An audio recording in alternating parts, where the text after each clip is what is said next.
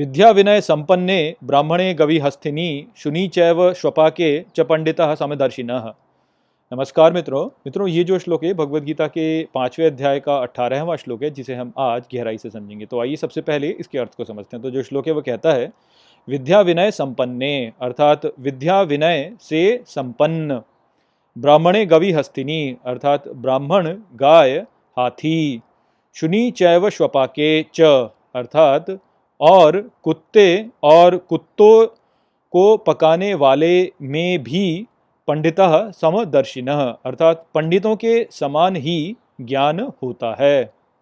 तो यहाँ पर श्री कृष्ण ये स्पष्ट कर रहे हैं कि जीवन में वास्तव में क्या महत्वपूर्ण होता है और क्या महत्वपूर्ण नहीं होता। तो वह कहते हैं कि जिस व्यक्ति के पास विद्या है और जिस व्यक्ति के पास विनम्रता है, वो ब्राह्मण हो, गाय हो, हाथी हो, कुत्ता हो, या कुत्ते को पकाने वाला भी कोई व्यक्ति हो, तो वो जो व्यक्ति है या वो जो कोई पशु भी है, वो वास्तव में पंडितों के समान है। उसके पास जो ज्ञान है वो बिल्कुल ऐसा ही है जो कि पंडितों के पास में होता है।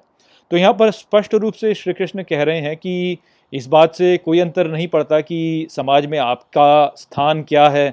आप समाज में एक उच्च स्थान पर भी हो सकते हैं और आप समाज में एक निचले स्थान पर भी हो सकते हैं, किंतु यदि आप विद्या में, यदि आप ज्ञान में और आप विनम्रता में संपन्न हैं, तो आप फिर वास्तव में एक विद्वान ही हैं। तो गीता के ऊपर कई बार ये दोष लगाया जाता है कि ये जातिवाद को बढ़ावा देती है, ये समाज में असमानता को बढ़ावा देती है, किंतु यहाँ पर स्पष्ट रूप से हम देख सकते हैं कि ऐसा कुछ भी नहीं है। श्री कृष्ण तो सीधे सीधे कह रहे हैं कि यदि आपके पास ज्ञान है, यदि आपके पास विनम्रता है, तो तब आप वास्तव में एक विद्वान व्यक्ति ही हैं या आप एक विद्वान पशु भी हैं। तो यहाँ से स्पष्ट है कि ऐसी कोई बात नहीं है। यहाँ पर एक बात और जो हमें ध्यान देनी चाहिए वो ये है कि कुछ लोग ये कहते हैं कि गीता में शाकाहार को बढ़ावा दिया गया, किंतु आप देख सकते हैं कि श्री कृष्ण कह रहे हैं कि कुत्ते को पकाने वाला भी, और पकाने वाले से अर्थ यहीं पे यही है कि कुत्ते को पका के खाने वाला, तो कुत्ते को पकाने वाला भी वास्तव में पंडितों के ही समान होता है। तो यहाँ पर भी हम देख सकते हैं कि ऐसा कुछ नहीं है कि शाकाहार या मांसाहार के बीच में कोई अंतर ऐसे किया जा रहा है। यहाँ पर जिस बात पर बल दिया जा रहा है वो है विद्या और विनय। तो इसलिए जो दुष्प्रचार है उससे हमें बचना चाहिए। हमें वास्तव में ये समझना चाहिए कि महत्वपूर्ण क्या है। ये जो दुष्प्रचार होता है या इस प्रकार की जो भ्रम होता है, वास्तव में वो इसलिए होता है क्योंकि हम वास्तव में ठीक प्रकार से संसार को समझते ही नहीं हैं। हम अपने अहंकार से जुड़ते हैं और अपनी जो हमारी सोच है उसको समाज पर थोपना चाहते हैं। इसलिए हम कभी भी ये बातें देखना ही नहीं चाहते। इसी कारण से ऐसा हमारे साथ में होता है कि इस प्रकार की बातें होने लगती हैं, जहाँ पर कि गीता जैसे एक पावन ग्रंथ के ऊपर लोग जो हैं उल्टी सीधी टिप्पणियाँ करते हैं, इस पर दोष मंडते हैं या इसके बारे में कुछ उल्टा सीधा बोलते हैं। तो इससे हमें बचना चाहिए। हमें वास्तव में ये समझना चाहिए कि ये जो सभी घटनाएं होती हैं जहाँ पर कि गीता के ऊपर ऐसे आरोप लगाए जाते हैं या ये कहा जाता है कि नहीं ये अच्छा नहीं है, वो अच्छा है, वो अच्छा नहीं है, ये अच्छा है, गीता ऐसे कहती है, गीता वैसे कहती है, इस प्रकार की जो बात होती है वो केवल एक भ्रमित बातें हैं। ये वास्तव में मायने ही नहीं रखती हैं।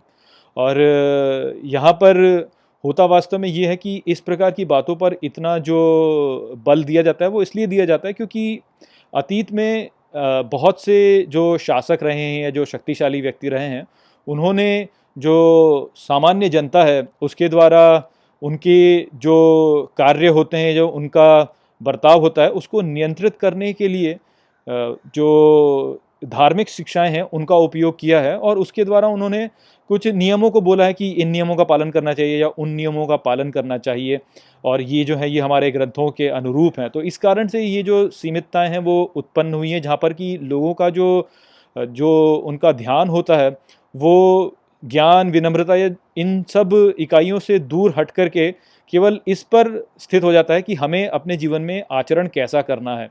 और क्योंकि जो ये समाज है उसमें परिवर्तन होते रहता है, तो इसलिए व्यक्तियों के आचरण में भी एक परिवर्तन की आवश्यकता होती है, किंतु लोग इस परिवर्तन को कर नहीं पाते क्योंकि जो उनका जो उनका ध्यान है वो वास्तव में सत्य की ओर नहीं होता, केवल इसकी ओर होता है कि हमें आचरण कैसा करना है, और आचरण जो है वो लोगों ने बताया होता है। तो इसलिए परिवर्तन में कई बार समस्या हो जाती है।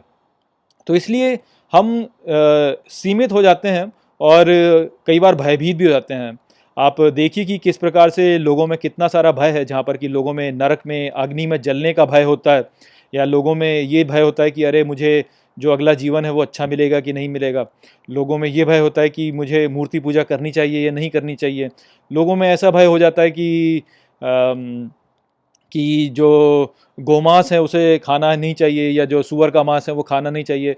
इस प्रकार की जो बातें हैं ये केवल इसलिए होती हैं क्योंकि हम सत्य को समझने के विपरीत केवल इस बात पर ध्यान केंद्रित करते हैं कि हमें अपना आचरण कैसे करना चाहिए। तो यहाँ पर श्री कृष्ण उसी बात को स्पष्ट कर रहे हैं कि इन सब बातों पर ध्यान मत दो, आप विद्या पर ध्यान दो और विनय पर ध्यान दो।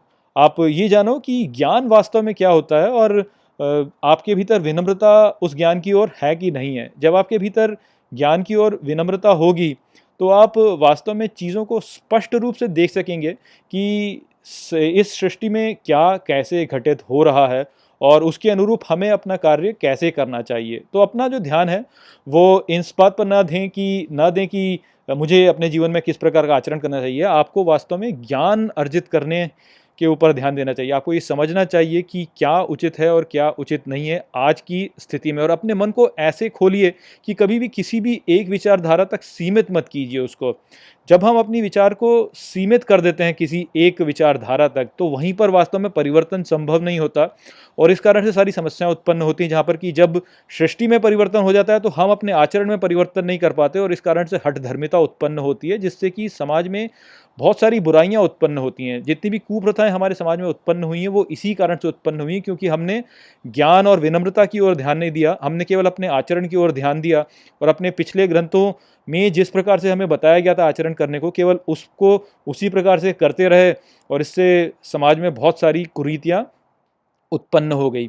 तो इस बात को आप समझिए कि कभी भी अपने आप को किसी एक दृष्टिकोण तक सीमित मत कीजिए। कभी भी ऐसे मत सोचिए कि एक ही बात है या इसी प्रकार से। केवल ज्ञान पर ध्यान दीजिए और विनम्रता से ज्ञान की ओर बढ़िए। और कोई भी व्यक्ति जो ऐसे कर रहा है, भले ही वो कितना भी गिरा हुआ क्यों ना हो, वास्तव में वही है जो कि विद्वान है। तो यही बात है जो कि यहाँ पर श्री कृष्ण ने समझाई। आशा करता हूँ कि मैंने इस श्लोक को आपको अच्छे से समझा दिया होगा। चलिए इसी के साथ इस वीडियो को यहीं पे समाप्त करते हैं। नमस्ते। वीडियो को अंत तक देखने के लिए धन्यवाद। यदि आपको ये वीडियो पसंद आया हो तो इसको अपने प्रियजनों के साथ में साझा करें और इस ज्ञान को और फैलाएं। यदि आपके पास कोई भी प्रश्न है तो मुझसे इंस्टाग्राम पर जुड़िए। वहाँ पर मैं हर शनिवार रात को एक लाइव Q&A सेशन रखता हूँ और आप मुझसे वहाँ पर अपने प्रश्न पूछ सकते हैं। जय श्री कृष्ण।